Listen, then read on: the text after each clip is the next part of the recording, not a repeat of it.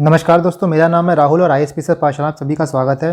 दोस्तों, जैसा कि आप जानते हैं कि यूपीएससी का एग्ज़ाम जो है सिर्फ 50 दिन बाकी रहा है और बहुत लोग को सीसेट में लेके बहुत प्रॉब्लम थी कि सीसेट सर कैसे करें, सीसेट में कैसे क्वेश्चंस आते हैं। और ये प्रॉब्लम होना बहुत लाजमी भी है क्योंकि अगर सब पिछले वर्षों को सीसेट का ट्रेंड देखें तो सीसेट अब सिर्फ क्वालिफाइंग नहीं रह गया है। रीजन ये है कि सीसेट का पेपर कुछ लोगों को इतना टफ लगने लगा है कि सीसेट ही डिसाइडिंग पेपर हो गया है कि आप प्रीलिम्स क्वालिफाई करेंगे कि नहीं करेंगे। मैं आगे बढ़ने से पहले आपको कुछ मार्कशीट दिखाना चाहता हूँ। जैसा कि आप ये कुछ मार्कशीट देख सकते हैं, ये सारे मार्कशीट 2020 के हैं और उस टाइम कट ऑफ जो जीएस का था वो 92 या 93 था और सीसेट का तो आपको पता ही है कि 67 मार्क्स लाने होते हैं। तो जैसा पहला मार्कशीट देखिए, इनका पेपर 1 में 104 आया था बट पेपर 2 में सिर्फ 48 मार्क्स आए थे। आप ये मार्कशीट देखिए, इनका पेपर 1 में 112 मार्क्स आए थे और पेपर 2 में 55 मार्क्स आए थे। इनका भी क्वालिफाई नहीं हुआ था।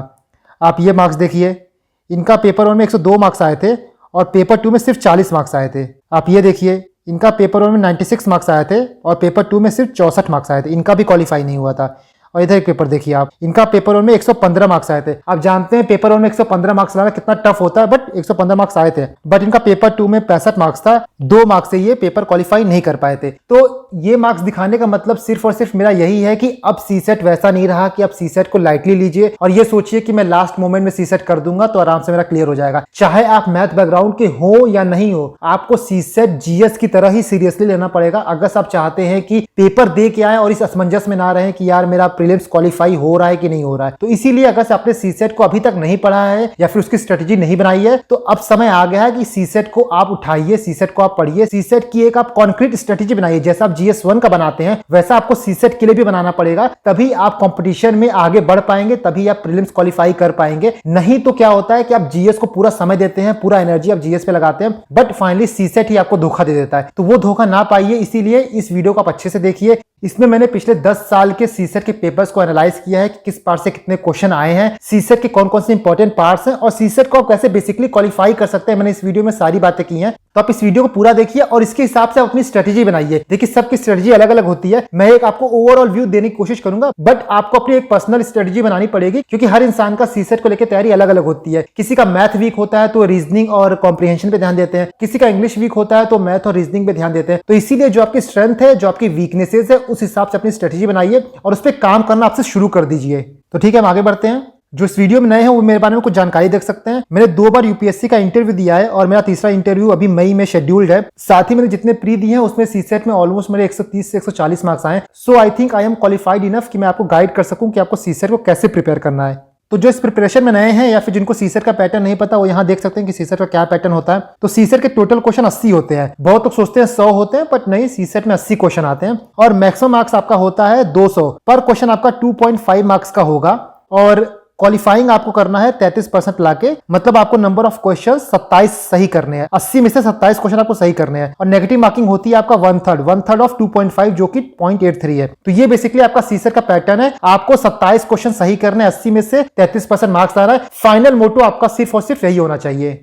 तो अगर आप सीसेट के पैटर्न को देखोगे ना तो लगेगा कि 80 क्वेश्चन में से सिर्फ 27 क्वेश्चन सही करने हैं, लोग ये भी सही नहीं कर पाते। तो हाँ, लोग ये भी सही नहीं कर पाते। इसके पीछे क्या रीजन है इसकी हम आगे बात करेंगे, क्योंकि मेरे कुछ फ्रेंड आईआईटीज के हैं, वो भी इवन सीसेट क्लियर नहीं कर पाए हैं। तो इससे आप ये समझ सकते हो कि नॉलेज की कमी की वजह से लोग सीसेट नहीं क्लियर करते हैं। ऐसा नहीं कि मेरे पास नॉलेज कम है इसलिए मैं सीसेट क्लियर नहीं कर पा रहा हूं, ये बिल्कुल बात नहीं होती है। क्या होता है कि सीसेट को लोग बहुत लाइटली ले लेते हैं, सीसेट की कोई अपनी स्ट्रेटेजी बनाते नहीं है। वो ये सोचते हैं कि मेरा मैथ बैकग्राउंड है तो मैं सिंपली जाके वहां मैथ के क्वेश्चन सॉल्व कर दूंगा, कॉम्प्रिहेंशन सॉल्व कर दूंगा, 27 क्वेश्चन होते ही कितने हैं, आराम से निकल जाएंगे। बट यही चीज उनके लिए प्रॉब्लम बन जाती है क्योंकि पहली बार जब आपके सामने सीसेट का पेपर आएगा ना तो कुछ क्वेश्चन उसमें इतने हार्ड होते हैं कि लोग उसी में फंस के रह जाते हैं और इजी क्वेश्चंस को ध्यान नहीं देते हैं। बहुत सा ऐसा होता है कि इजी क्वेश्चन लास्ट में होते हैं तो आप पहले हार्ड क्वेश्चन में ही लगे रहते हो। आपका समय जो है वो इतने जल्दी बीत जाता है कि इजी क्वेश्चन को देखने का टाइम नहीं मिलता है और फाइनली जब आप घर पे आते हो तो देखते हो यार इजी क्वेश्चन तो मेरे पीछे थे, 5-10 क्वेश्चन तो मैं ऐसे ही बैठे बैठे लगा लेता। ये बात फैक्ट है कि पेपर में इजी और टफ क्वेश्चन दोनों आते हैं। ऐसा नहीं कि पेपर बहुत टफ आता है, पेपर इतना टफ आता है कि कोई ना कर पाए, ऐसा बिल्कुल नहीं होता। पेपर में आपको फंसाने के लिए इतने टफ क्वेश्चन दिए रहेंगे तो लोग क्या करते हैं, चीजों को ईगो पे ले लेते हैं। यार कि ये क्वेश्चन सॉल्व कैसे नहीं हो रहा है, मेरा मैथ बैकग्राउंड है, मैंने आईआईटी से किया है तो ये क्वेश्चन सॉल्व क्यों नहीं हो रहा है, इसको मुझे सॉल्व करके जाना है। वहीं वो ब्लंडर कर देते हैं, वहीं वो गलती कर देते हैं। पेपर में आपको कोई चीज ईगो पे लेना नहीं है। जो टफ क्वेश्चन होता है वो भी आपको 2.5 मार्क्स देगा, जो इजी क्वेश्चन होता है वो भी आपको 2.5 मार्क्स देगा। तो कोशिश करना है पेपर में जो इजी क्वेश्चन होते हैं, जो सिटर्स होते हैं, जो लो हैंगिंग फ्रूट्स होते हैं, उनको आइडेंटिफाई करना है और उनको सॉल्व करना करना है। और वो आप कैसे आइडेंटिफाई करेंगे, वो आप प्रीवियस ईयर पेपर को एनालाइज करके आइडेंटिफाई करेंगे कि प्रीवियस ईयर पेपर एक बार लगाइए, आप अच्छे से पेपर को उठा के एग्जाम लाइक कंडीशन में आप लगाइए, 2 घंटे में आप पेपर को सॉल्व करिए, देखिए आपके कितने क्वेश्चंस बन रहे हैं, उस हिसाब से आप अपनी स्ट्रेटेजी बनाइए। देखिए आपके क्वेश्चन कहां पे बन रहे हैं, आपकी स्ट्रेंथ क्या है, आपकी वीकनेसेस क्या है, उसके बेसिस पे आप अपना अगला स्टेप डिसाइड करिए कि आपको आगे करना क्या है।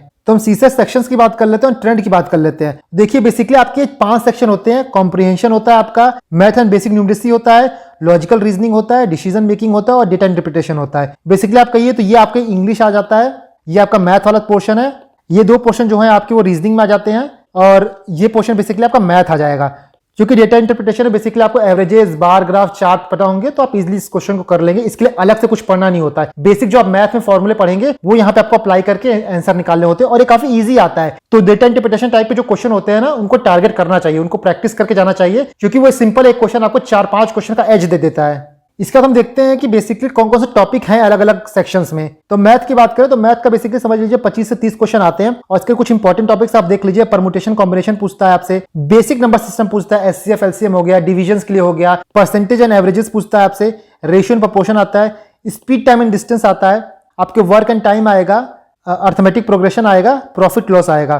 बेसिकली आपका जो कैलेंडर और क्लॉक्स है इसको आप रीजनिंग वाले सेक्शन में डाल सकते हो क्योंकि वो उसमें ही आता है। इसके बाद डेटा इंटरप्रिटेशन के बारे में मैंने तो बात कर ही ली है कि इसमें आपको एवरेजेस, रेशियो, प्रोपोर्शन पता होंगे तो यहां से आप क्वेश्चन निकाल लोगे। अब देखते हैं कि इंग्लिश कॉम्प्रिहेंशन में क्या आता है। तो इंग्लिश कॉम्प्रिहेंशन में भी 25 से 30 क्वेश्चन पूछे जाते हैं। इसमें आपको लॉजिकल इन्फ्लुएंस देगा, लॉजिकल एग्जम्पशंस पूछ लेगा और एक पूछ लेता है critical message of the passage क्या है। तो ये आपका कॉम्प्रिहेंशन का हो गया और मैथ का हो गया। इसके बाद हम देखते हैं आपका रीजनिंग में क्या क्या क्वेश्चन पूछते हैं। तो रीजनिंग में आपको कोडिंग डिकोडिंग पूछेगा, डाइसेस के क्वेश्चंस आते हैं, क्लॉक्स एंड कैलेंडर्स आते हैं, सिलोगिज्म आते हैं और सीटिंग अरेंजमेंट होता है। जैसे कि कोई राइट से बैठा है, कोई लेफ्ट से बैठा है, सर्कुलर टेबल दे दिया है, पूछ लेगा कि ये पर्टिकुलर आदमी राइट से किस नंबर पे है, लेफ्ट से किस नंबर पे है। तो इस तरह के बेसिक रीजनिंग के क्वेश्चन आते हैं। प्लस कुछ एजेस के प्रॉब्लम भी आते हैं कि श्याम राम से इतना साल बड़ा है तो 5 साल बाद कितना साल बड़ा होगा। तो ये इजी क्वेश्चन होते हैं। तो बेसिकली देखिए तो ये आपके डिविजन हो गए मैथ के, कॉम्प्रिहेंशन के और रीजनिंग के। सब में से ऑलमोस्ट आपको 25 से 30 क्वेश्चन आएंगे। किसी साल किसी टॉपिक में 5 क्वेश्चन ज्यादा आ जाएगा तो किसी साल किसी टॉपिक में 5 क्वेश्चन कम आ जाएगा, बट मोटा मोटा यही डिवीजन है। इसके बाद हम स्पेसिफिकली बात करें कि किस टॉपिक से कितना क्वेश्चन आया तो आप यहाँ पे वो चार्ट देख सकते हो। आप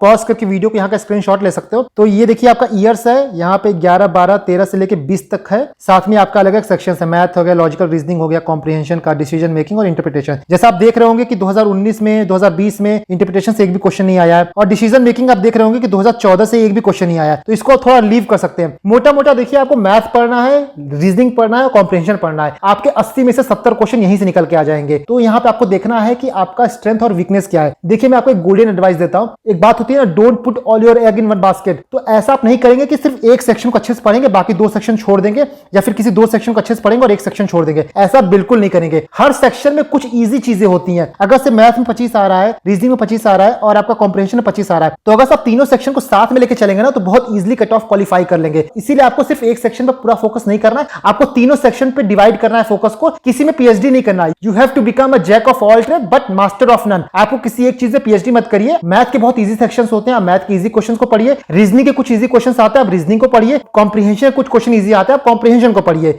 सारे चीजों को थोड़ा थोड़ा करके पढ़ेंगे तो कट ऑफ बहुत इजीली क्वालिफाई हो जाएगा। सब में से अगर सब 12 क्वेश्चंस भी अगर निकाल लेंगे तो आप आराम से 40 से 45 क्वेश्चन करके आ जाएंगे, क्योंकि पेपर में कम से कम 35 से 40 क्वेश्चन इजी होते हैं। तो उनको आपको आइडेंटिफाई करना होगा और वो आइडेंटिफिकेशन आप प्रीवियस ईयर पेपर को लगाएंगे तो इजीली कर लेंगे।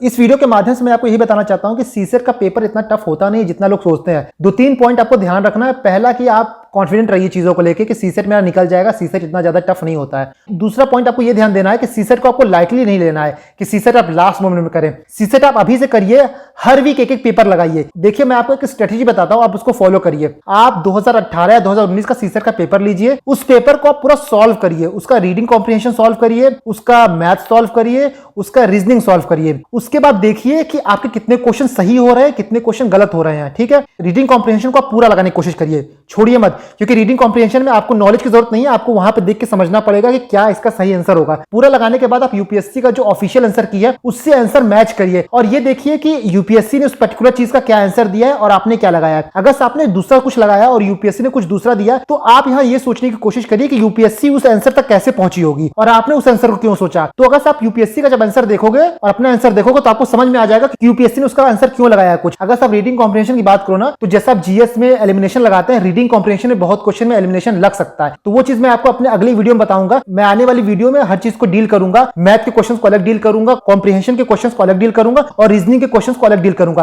ताकि जो आपके मन में एक फियर है ना अलग अलग टॉपिक्स को लेके, वो पूरी तरह से दूर हो जाए। और मैं आपको ये बताने की भी कोशिश करूंगा कि आप कैसे इजी क्वेश्चंस को, लो हैंगिंग फ्रूट्स को आइडेंटिफाई कर सकते हैं, क्योंकि सीसेट क्लियर करने का मंत्र सिर्फ और सिर्फ यही है कि पेपर में जो इजी क्वेश्चंस आते हैं उनको हम सॉल्व कर ले। टफ क्वेश्चन कोई सॉल्व नहीं कर पाता और एडवाइजेबल भी नहीं है कि आप टफ क्वेश्चन सॉल्व करें। आप कैट की तैयारी नहीं कर रहे हो, आप सीसेट की तैयारी कर रहे हो, तो सीसेट में आपको इजी क्वेश्चंस को देख के उसको टिक लगाना है, और जो ये कर गया वो आराम से सीसेट क्वालिफाई कर गया। मेरे बहुत से फ्रेंड है जो कि नॉन मैथ बैकग्राउंड के, बट वो हर बार सीसेट क्वालिफाई कर लेते हैं सिर्फ और सिर्फ इजी क्वेश्चंस को आइडेंटिफाई करके और इजी क्वेश्चंस को लगा के। तो आपको भी वही करना है। तो दोस्तों आप इस वीडियो को अच्छे से देखिए, जो एक्सरसाइज मैंने बताई वो एक्सरसाइज करिए। पेपर का मैंने यहाँ पर ट्रेंड आपको बता दिया है, इंपॉर्टेंट टॉपिक्स बता दिए जो जो आते हैं। वो टॉपिक्स आप किसी भी बुक से पढ़ सकते हो, बहुत सी बुक्स आती है। मैं यहाँ पे कोई एक पर्टिकुलर बुक एडवाइस नहीं कर रहा हूँ, रीजन बिंग सबका अलग अलग तरीका होता है पढ़ने का, इसलिए मैं यहाँ पे कोई एक पर्टिकुलर बुक नहीं बोल रहा हूँ। आप कोई भी बुक पढ़ लीजिए, मार्केट में बहुत सी बुकें हैं, तो कोई भी बुक आप पढ़ लीजिए, बट बुक से इंपॉर्टेंट है पीवाईक्यूज लगा के उन टॉपिक्स को आप आइडेंटिफाई करिए और उनके फॉर्मूले लिखिए। मैंने अपने टेलीग्राम चैनल पे